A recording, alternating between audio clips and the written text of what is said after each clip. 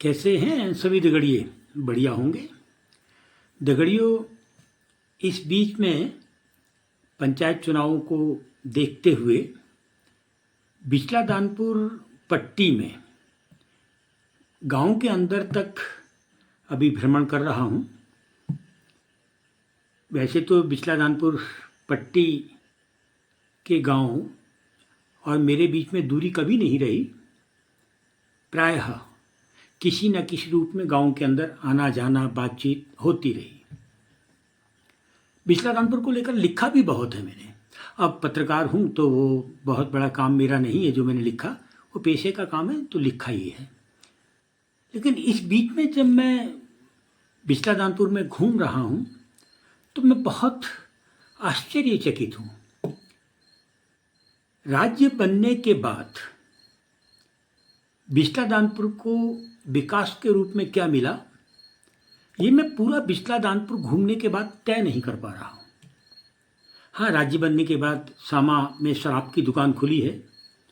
ये वहाँ के लोगों ने बताया कि राज्य बनने के बाद अगर हमें कुछ मिला तो एक तो उप तहसील मिली है, और वो उप तहसील ऐसी उप तहसील है जो बिल्डिंग तो बन गई क्योंकि ठेकेदारी से जुड़ा हुआ काम था, और तहसील भवन के लिए ज़मीन भी एक्वायर करनी थी, सरकार ने वो कर ली है। लेकिन वह तहसील अभी भी तालाबंदी के रूप में है, उसमें कोई कर्मचारी नहीं है। कई बार ये मामला उठा भी। आज की तारीख में जब हम सब ऑनलाइन हो गए हैं, और वैसे भी आम आदमी का तहसील से अगर कुछ काम होता है तो ज़मीन के खाता खतौनी, नक्शा खसरा, तो वो ऑनलाइन में तो दूसरे तरीके से भी निकाल लेते हैं। अब क्योंकि तहसील खुली है, उप तहसील, तो वहाँ एक उप तहसीलदार तो होना ही चाहिए, ताकि जितने पटवारी उप तहसीलदार के अधीन हैं वहाँ रहें, बैठें, जनता की सेवा करें। चलो, विकास के नाम पर जो तहसील मिली राज्य बनने के बाद, वो भवन मिला, तहसील अभी नहीं मिली है। बागेश्वर जनपद में जो बिचला दानपुर है, उसमें कालापैर कापड़ी जो ग्राम पंचायत है, वो सीधे सीधे रामगंगा के किनारे किनारे फैली हुई है, और इन ग्राम पंचायतों का अधिक व्यवहारिक आदान प्रदान, लेन देन, वो पिथौरागढ़ जनपद की जो तहसील है, उप तहसील है पिथौरागढ़ की तेजम, उससे है। तो इन गांवों को सड़क से जोड़ने के लिए पहले तो नाचनी में एक पुल होता था, भकुना और नाचनी के बीच में, जिस समय पर बलवंत सिंह भौरियाल जी विधायक थे, यानी मैं कहूँ 7 साल पहले जब विधायक बने थे, तो उनके विधायक बनते ही वो पुल टूट गया था। पुराना पुल था, बहुत अच्छा पुल था, और उस पुल के टूटने के बाद जनता को परेशानी ना हो करके एक ट्रॉली लगा दी गई। वो ट्रॉली आदमी के लिए, भले ही आदमी उस ट्रॉली से आर पार जाते थे, अभी भी जा रहे हैं, लेकिन वो आदमी के लिए नहीं है। सरिया, सीमेंट, सामान को वार पार करने के लिए वो ट्रॉली लगाई गई है। और उस ट्रॉली में बागेश्वर जनपद की ओर से कोई स्टाफ नहीं है, पिथौरागढ़ जनपद ने एक स्टाफ रखा है जो ट्रॉली को खींचता रहता है। यानी 8 साल हो गए। एक पुल जो बहुत अच्छा पुल था, आपदा की भेंट चढ़ गया, लेकिन अभी तक वह पुल नहीं बना है। हाँ, लोग बता रहे थे कि जब भी कोई बड़ा नेता, सरकार का नेता इधर को आता तो कहता बस मैं जा रहा हूँ देहरादून, और मेरे जाते ही शुरू हो जाएगा। इधर लोकसभा चुनाव में तो बाकायदा मंच से कहा गया कि चुनाव है, वरना हम तो कल से शुरू करवा देते। चुनाव की जिस दिन आचार संहिता समाप्त होगी, पुल का निर्माण कार्य शुरू हो जाएगा। ये मंचों से कहा गया, लोग बताते हैं। कहने वाले अभी वर्तमान सरकार के ही लोग होंगे, तभी कहा होगा कि हम बनवा देंगे। एक दूसरा पुल था, टिमटिया के आगे चल के कालापैर का ही पुल था। वो पुल करीब 8 साल पहले बना था, और इस बरसात में वह पुल भी बह गया। वो पुल क्यों बहा? क्योंकि पुल का जो एक अपार्टमेंट जो पिथौरागढ़ की ओर वाला था, वो उन्होंने बाढ़ क्षेत्र में बना दिया था, नदी के बीच में बना दिया था, और पुल के उस अपार्टमेंट तक पहुंचने के लिए भी एक छोटा पुल और बनाया गया था, ताकि झूला पुल तक पहुंचने के लिए उसमें वहीं पर जो बिजली के 2-4 पुराने पोल कहीं पड़े होंगे, उन्हीं को एक दीवार में कस दिया था और उसके ऊपर थोड़ी सी सरिया डाल दी थी ताकि लोग उस पर चलकर फिर झूला पुल में पहुंच सकें और पार जा सकें, वार आ सकें। इस बार की जो बारिश थी उसने उस अपार्टमेंट को बहा दिया, जो अपार्टमेंट नदी के बीच में बना था, बाढ़ क्षेत्र में बना हुआ था। अब ये तो अभियंता जाने उन्होंने इतनी बड़ी हिम्मत कैसे कर ली थी कि 3-3.5 करोड़ रुपए का एक झूला पुल, छोटा झूला पुल स्वीकृत हुआ था और उसका आधा निर्माण नदी में बाढ़ क्षेत्र में कर दिया गया, जिसमें बाढ़ ने उसको प्रभावित करना ही करना था। बाढ़ ने प्रभावित कर दिया। और जब मैं उस टूटे हुए अपार्टमेंट को देख रहा था, पुल को देख रहा था, तो उसमें सरिया ही नहीं लगी थी और जो सीमेंट की मात्रा वो टूटे हुए पुल में दिख ही नहीं रही थी। ऐसा लग रहा था जैसे 25-30 कट्टा रेता और 1-2 कट्टा सीमेंट डाल के काम चला लिया गया हो। अभी पुल टूटा हुआ है, कोई भी जाके देख सकता है, जांच कर सकता है, इसमें कुछ कहने के लिए बचता नहीं है। यानी एक पुल 7-8 साल की उम्र भी पूरी नहीं कर सका और बह गया। अब कब, जब नाचने वाला पुल बहे हुए 8 साल हो गए और अभी तक कहीं कोई सुगबुगाहट नहीं है कि वो बनेगा भी कि नहीं बनेगा, तो ये जो दूसरा पुल अभी बहा है जुम्मा 20-25 दिन पहले, वो तो कब बन पाएगा? 10 साल बाद, 15 साल बाद, 20 साल बाद? ये तो या तो धामी जी बेहतर बता सकते हैं या फिर क्षेत्रीय विधायक ही बता सकते हैं, और तो कोई नहीं बता सकता, भगवान भी नहीं बता सकता है। ये पुलों की बात थी, बिचला दानपुर की बड़ी बात नहीं थी। मैं बिचला दानपुर में गया तो गोगिना वाली सड़क, राज्य बनने के बाद गोगिना वाली जो सड़क थी वो आंदोलन से लोगों ने ली थी। और गोगिना वाली सड़क में अगर आप रेठकुला से आगे जाते हैं, करीब 12 किलोमीटर की वो सड़क जो है, उसमें कहीं से कहीं तक लगता ही नहीं है कि ये सड़क है और प्रधानमंत्री सड़क योजना के तहत बनी हुई सड़क है, लगता ही नहीं है। ऐसा लगता है कि जैसे कोई खड़ंजा, और पूरा अवैज्ञानिक तरीके से बना कोई खड़ंजा वो हो। मैं यहाँ अवैज्ञानिक शब्द जानबूझ के कह रहा हूँ, क्योंकि अगर विज्ञान की तरीके से, अभियंता की तरीके से कभी उस सड़क को एक बार देख ले, नाप ले, जोख ले और सरसरी नज़र से देख ले, तो वही कहेगा कि ये जो सड़क बनी है इसमें सड़क के मापदंड कहीं रखे ही नहीं गए हैं, बस काटा, आगे को बढ़ते चले गए। इधर 5 साल पहले जब मैं बरसात में उस क्षेत्र में गया था तो वही सबसे बड़ी समस्या सड़क थी। आज जब मैं उस क्षेत्र में गया तो वही सबसे बड़ी समस्या सड़क है, और सड़क की हालत बहुत खराब है, बहुत खराब। मतलब आप उसको सड़क कह नहीं सकते। मैं तो कहता हूँ कि जो जीव वाले उस सड़क में चल रहे हैं उन सबको पद्मश्री दे देना चाहिए कि उन सड़कों में चल कैसे रहे हैं। और वैसे आरटीओ को जाकर देखना चाहिए कि क्या वो सड़क वाहनों के चलने लायक है भी कि नहीं है। लेकिन ऐसी हिम्मत आरटीओ नहीं करेंगे, क्योंकि आरटीओ उसी सरकार के कारिंदे होते हैं जो सरकार पीठ थपथपाती है कि हमने गोगीना तक सड़क पहुंचाई है। ये उत्तराखंड राज्य बनने के बाद का विकास है। तो अभी मैं जब सामान की ओर काम कर घूम रहा हूँ चुनाव के दौर में, तो वहाँ सुनने को मिल रहा है कि लोग कह रहे हैं कि साहब सामा इंटर कॉलेज की दशा सुधारनी है, इसके लिए वो लोगों से चंदा मांग रहे हैं। वो विद्यालय जो है वो प्राइवेट है, एडेड है, सरकार से एड मिलती है, लेकिन प्रबंध समिति उसको चलाती है। ऐसे समय पर जब मंदिरों के नाम पर बेतहाशा पैसा भ्रष्टाचार की नदियों में बहाया जा रहा है, विकास के नाम पर नहीं, मंदिर सौंदर्यीकरण के नाम पर, वो पैसा जमीन में लग रहा है नहीं लग रहा है, बहुत बड़ा सवाल है, जाके देखने लायक सवाल है। उस समय में सामा इंटर कॉलेज, अब बहुत पुराना इंटर कॉलेज, उसका अपना एक इतिहास है। उस इंटर कॉलेज के रखरखाव के लिए, मरम्मत के लिए, कुछ एक नए कमरों के निर्माण के लिए प्रबंधन समिति लोगों से कह रही है भाई कुछ चंदा दो। और संगीन सवाल है।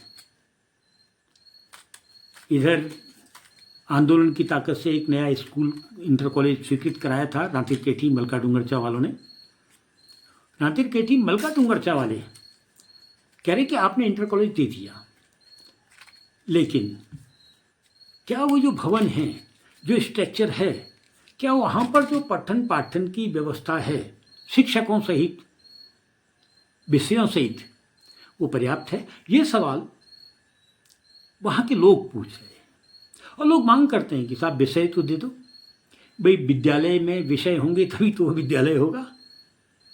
भाई विज्ञान की लैब दे दो। हम आज समाज को आगे बढ़ाने की बात करते हैं, हमारी केंद्र सरकार तो स्किल डेवलपमेंट की बात करती है, और स्किल डेवलपमेंट की बात करने वाली सरकारों ने कभी नहीं देखा कि हमारे जो विद्यालय हैं उसमें विज्ञान की स्थिति क्या है और विज्ञान विषयों की स्थिति क्या है और विज्ञान की जो प्रयोगशालाएं हैं उसकी स्थिति क्या है। कभी ध्यान नहीं दिया। क्यों नहीं दिया? क्योंकि वो है ही नहीं। वो भले ही माचखेत इंटर कॉलेज की बात हो, वो भले ही लीती हाई स्कूल की बात हो, भनार हाई स्कूल की बात हो, या सामा इंटर कॉलेज की बात हो, या फिर नातिर केठी इंटर कॉलेज की बात हो, या फिर गोगिना में जो हाई स्कूल है उसकी बात हो। इधर वहाँ एक चिंता और लोगों को है, क्लस्टर बन रहा है कि स्कूल कम करने हैं। ये बड़ा विचित्र है भारत के अंदर। अब स्कूल कम करने हैं। जो सस्ते गल्ले की दुकानें थीं उसमें से राशन ख़त्म कर दिया, मिट्टी तेल ख़त्म कर दिया, चीनी ख़त्म कर दिया। अब गांव के अंदर जो स्कूल हैं वो क्लस्टर योजना के तहत ख़त्म करने हैं। सुनने में आ रहा है कीमू का जो स्कूल है उसको गोगिना के साथ जोड़ने की बात चल रही है, सुनने में आ रहा है। अगर ऐसा कुछ है तो सामने आ जाएगा, अगर है तो दुर्भाग्यपूर्ण है। अब थोड़ा सा पैदल सड़कों की भी बात कर लें, क्योंकि ग्रामीण क्षेत्रों में आप कितनी भी गाड़ियां पहुंचा दीजिए, पैदल ही मार्ग काम करते हैं। बिस्ला दानपुर में आज की तारीख में सबसे बुरी हालत में अगर कुछ है तो पैदल मार्ग है। मैं माननीय पूर्व राज्यपाल गोवा, महाराष्ट्र, उत्तराखंड के पूर्व मुख्यमंत्री भगत सिंह कोश्यारी जी के गांव में इस बीच में गया था, तो खासकर भगत सिंह कोश्यारी जी का जो मोहल्ला है उसमें शायद उनके भाई साहब रहते हैं और तो कोई शायद दिखा नहीं मुझे। उस मोहल्ले के लिए लोग बता रहे थे कि करीब 10 करोड़ से ज़्यादा रुपया इस बीच में विभिन्न विकास योजनाओं में खर्च हुआ है। लेकिन जब मैंने देखा एक पुल है, उस पुल को बंद किया हुआ है क्योंकि पुल टूटने की कगार में है, चारों ओर से लैंडस्लाइड है। कुछ लोग बता रहे थे कि उस गांव में भूमि के कटाव को, भूस्खलन को रोकने बचाने के लिए जो पैसा आया था, और बहुत पैसा आया था, वो पैसा कहाँ लगा पता नहीं, लेकिन कटाव रोज की गति से बढ़ रहा है। गांव में एक देवी का मंदिर है, वो बहुत प्रख्यात मंदिर है, दूर दूर से लोग वहाँ दर्शन करने आते हैं। और चारों ओर से अगर आप देखेंगे तो गधेरे वाली साइड जो है वो पूरी तरीके से कट चुकी है, अब पूरी तरह से कट, लेकिन उसके बचाव के लिए कोई प्रयास नहीं किए गए हैं। सिंचित क्षेत्र था कभी, अब वो नहरें बहुत बुरी स्थिति में हैं। सिंचित क्षेत्र था, गर्म क्षेत्र है, धान वाला क्षेत्र है, और लोग जानते हैं कि, लोग कहते हैं कि उनके खेतों में जो धान पैदा होता है उनके खाने के लिए पर्याप्त होता है, लेकिन वहाँ सिंचाई की जो व्यवस्था की गई थी वो दिखती नहीं है। की गई थी लेकिन दिखती नहीं है। और वहीं जो पुल अभी कोश्यारी जी के गांव के नीचे टूटा है, वहीं पर एक नया पुल बन रहा है। भाई वहीं पर आप एक नया पुल बना रहे हैं, ये देखे बिना कि इतना बड़ा भूस्खलन को क्या नया पुल झेल लेगा। गांव वालों ने कहा कि उनसे कि साहब थोड़ा सा ऊपर बना देंगे तो पूरे गांव को लाभ हो जाएगा, और भूस्खलन की समस्या जो आने वाले समय में आएगी, जो संभावित है, उससे भी पुल बच जाएगा। लेकिन गांव वाले जो बोल रहे थे वो नकार खाने में तूती की आवाज़ था, क्योंकि वहाँ किससे बोल रहे थे। हमारी जो वर्तमान सरकार है वो बोलती है, काम कुछ नहीं करती है, लेकिन सुनती भी नहीं है। अगर सुनती तो जहाँ पर वो बहुत महंगा करोड़ों रुपए का पुल बन रहा है, पुराना पुल टूटने के बाद, उससे थोड़ा सा ऊपर बना लेते तो पूरे के पूरे गांव को फायदा हो जाता। लेकिन तिसी तिस तेरजस मील जैसी कि विकास हो रहा है। देख रहा था अभी नामती चेटाबगढ़ में ही धान की बेल्ट है, जो उर्वरा शक्ति ज़मीन की है वो तेज़ी से क्षरित हुई है। और जो कृषि विभाग है, वह कृषि विभाग उसने कहीं भी जैविक खेती की शुरुआत के लिए नहीं सोचा है। जो हमारी ज़मीन लवणीय हो गई है, क्षारीय हो गई है, उसके बचाव के कोई कार्यक्रम सिर्फ नामती चिटाबगढ़ या माचखेत या लाठी में क्यों कहूँ, पूरे ही उत्तराखंड में कहीं दिख नहीं रहे। लेकिन क्योंकि मैं बिजला दानपुर में जो सामा वाला क्षेत्र है जिला पंचायत का, उस क्षेत्र में घूम रहा हूँ, तो जो जब मैं धान बेल्ट की बात करता हूँ तो धान बेल्ट में मेरे को लाठी दिखाई देता है, माचखेत दिखाई देता है, नामती चिटाबगढ़ किस्मिला दिखाई देता है। ये एक बड़ा धान बेल्ट है बिजला दानपुर का। और इस क्षेत्र में धान के विकास के लिए कोई योजना सरकार की नहीं चल रही है। दूसरा, आपने कभी सुना होगा कि रमाड़ी के संतरे पूरे कुमाऊं में ही नहीं, उत्तराखंड में ख्याति लगते थे। अब नहीं है। राज्य बनने के बाद रमाड़ी का जो संतरा था वो हरची गया, खत्म हो गया, खो गया, अब नहीं मिलता, दिखता ही नहीं। पेड़ हैं लेकिन वो बात नहीं रही कि हम रमाड़ी का संतरा कह के उसको मार्केट में उतार दें। इधर किस्मिला में नींबू प्रजाति बहुत अच्छी होती है, वहाँ कुछ प्रयोग किए गए हैं। उत्तम सिंह कोश्यारी जी मिले थे, वो कहते थे कि हाँ हमने प्रयोग किए हैं, लेकिन सरकार की मदद इसमें कुछ नहीं थी। उन्होंने अपने सहयोग से किया और लाखों रुपए के संतरे, नींबू, माल्टा वो बेचते हैं। लेकिन हॉर्टिकल्चर का इस विकास में कोई योगदान नहीं है, ये बात लोग भी कहते हैं और उसमें कोई छुपा हुआ भी नहीं है। इधर जो प्राथमिक शिक्षा है उसको तो सरकार खत्म कर देना चाहती है, लेकिन प्राथमिक चिकित्सा को भी सरकार बिजला दानपुर में पूरी तरीके से खत्म करने पर आमादा है। और इस कदर आमादा है कि कभी अगर वहाँ के आप चिकित्सालय में जाएंगे, सामा वाले चिकित्सालय को थोड़ी देर के लिए छोड़ दें, बहुत अच्छी स्थिति वहाँ भी नहीं है। चलो दिखने का है कि एक हॉस्पिटल है, तो शेष जो क्षेत्र हैं बहुत बुरी हालत है। आयुर्वेद के आपने वहाँ पर हॉस्पिटल खोले हुए हैं, आप जिले में आयुर्वेद का एक हॉस्पिटल खोलिए, लेकिन गांव के अंदर आयुर्वेद का हॉस्पिटल खोल के आप क्या संदेश देना चाहते हैं? क्यों जाएंगे लोग वहाँ? वो गाड़ी में बैठकर सरकारी अस्पताल में आएंगे या बाज़ारों में जो क्लिनिक खुले हैं उसमें जाएंगे, या फिर जो बंगाली डॉक्टर जो पहाड़ों में जमे हुए हैं सेवा कर रहे हैं।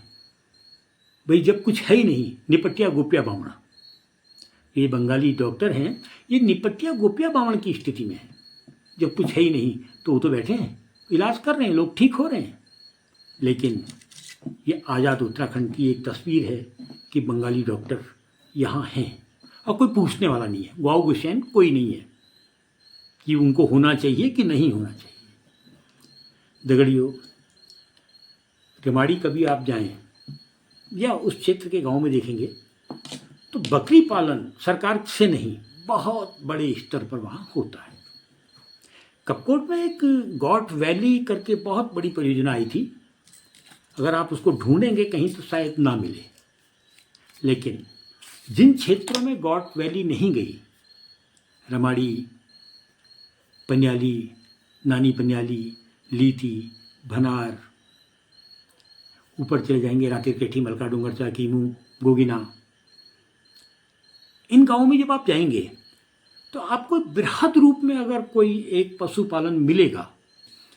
लेकिन बकरी पालन को लेकर जो बहुत बड़ा काम बिजला दानपुर में दिखता है, उस काम में सरकार का कोई योगदान नहीं है। बेहतर होता कि गॉट वैली वाली परियोजना अगर बिजला दानपुर में ऊपरी क्षेत्रों में गई होती,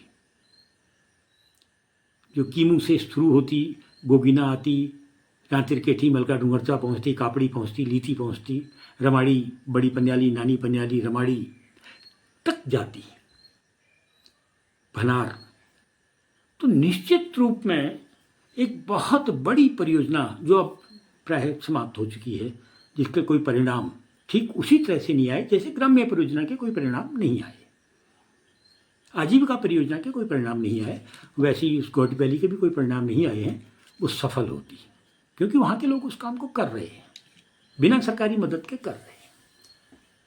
दगड़ियों, बिस्ता दानपुर की स्थिति वास्तव में बहुत खराब है, बहुत ज़्यादा खराब। आर्थिक संसाधन बिल्कुल शून्यता की ओर बढ़ रहे हैं। क्यों? क्योंकि जो उस क्षेत्र की पारंपरिक आर्थिक व्यवस्थाएं थीं उनको तो सरकारों ने संरक्षित किया नहीं, उनको आगे बढ़ाने का काम ही नहीं किया। मैं गोगिना में लोगों से पूछ रहा था कि गोगिना वाली सड़क की इतनी हालत खराब है तो आप चुप क्यों हैं? एक ऐसी सड़क जो उस क्षेत्र के आंदोलन से स्वीकृत हुई हो, आंदोलन की बात बनी हो, आंदोलनकारियों के क्षेत्र की सड़क की इतनी दुर्गत है, वो चुप क्यों हैं? तब लोगों ने कहा कुछ 100 के आंदोलनकारी भी आजकल आ गए हैं जो अखबार में आंदोलन करते हैं, लोगों को ले जाते हैं, डीएम के यहाँ तक जाते हैं, तहसीलदार के यहाँ तक जाते हैं, लौट के आ जाते हैं, वो अखबारों में छपते हैं। लेकिन गांव में जहाँ आंदोलन होना चाहिए वहाँ आंदोलन नहीं होते, और आंदोलन किस तरीके से सफल होते हैं उससे ज़्यादा ध्यान रहता है कि आंदोलन अखबार में कैसे आए, मेरा नाम अखबार में कैसे आए कि मैं एक आंदोलनकारी हूँ। तो ये लोग बता रहे थे कि कुछ 100 के आंदोलनकारी हैं जो आंदोलन की ज़मीन को कमज़ोर कर रहे हैं। और निश्चित रूप से ये जो अखबार नवीस या अखबारों में जिंदा आंदोलन होते हैं, जिनका जिलाधिकारी क्या जाना, ज्ञापन देना, अखबारों में छपना, ये जो मूल आंदोलन है उसकी ज़मीन को कमज़ोर करते हैं, इसमें कोई दो राय नहीं है। झगड़ियों, बिस्ता दानपुर को विकास के रास्ते में उतारने के लिए आज की तारीख में जो विकास हम कहते हैं वो तोड़ फोड़ का विकास नहीं, हमें एक आर्थिक विकास का ब्लूप्रिंट तैयार करना ही होगा।